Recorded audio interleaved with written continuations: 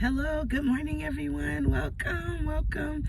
God is so faithful on today. So glad you're on. Welcome to my channel. Talk about all things God. Bible study was yesterday. If you missed Bible study, you missed a treat, but I'm going to catch you up, I promise. To my ministries in Pakistan, God bless you. I love you so very much. So excited to be doing ministry with you all. So listen, we talked about 2 Kings 4. I started around verse 8, but the key crux was 18 through 37. You know, this is the Shunammite woman, right? That made the bed in the room for the man of God, for Elisha, because he was coming through all the time. She was feeding him and he was hanging out with her. And one day he goes, "What can I do for you?" And so he goes, "Can I command an army? What can I do?" And she's like, "No, I'm good with my people." So then Gehazi, who's with Elisha, goes, "She doesn't have a son." So then Elisha says, "Call her over. Hey girl, guess what? I'm going to bless you with a son according to the word of the Lord. I'm going to lay hands on you. You're going to have a son." And the woman of God was like, "Don't play me. Don't trip." And the man of God was like, "No, you're going to have a child." A year later, all right, the child is born, the child is here, the child is present, the child is actively moving around, just a beautiful child. Well, the child goes to hang out with the dad in the field, and the child goes, "My head, my head." So then the dad goes to the servant, "Take the son to his mother." So the son goes to his mother, lays on his mother's lap, and dies. Guess what the mom does? Not what we would have done. We would have lost it, cried, screamed, all of these things, called 911.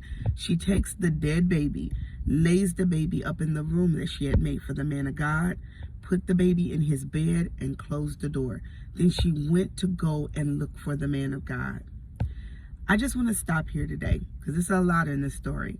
But I want to encourage us on today. When we find ourselves faced with dead situations and dead things, what we can learn from this woman is literally, this woman said, "All is well," although all was not well.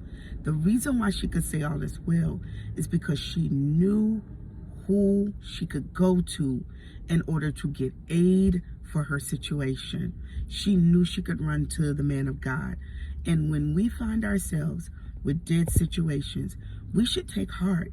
We should take hope, because we also know who we can go to when we're faced with hard trials, with dead things. Maybe your marriage is dead.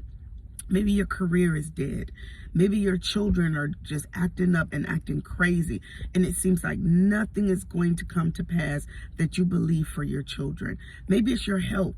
Maybe you've gotten a prognosis of death for your health, but you've got to do what this woman of God did. Take a note from her and literally lay that thing on God. Lay it on the bed of God. Close the door. Go into prayer. Trust and believe God, because he is the only one that can resurrect dead things. God, we thank you on today. We thank you for the Shunammite woman in 2 Kings. Thank you for her son, because we know in the end, God, that Elisha laid his body over that child and that child came back to life.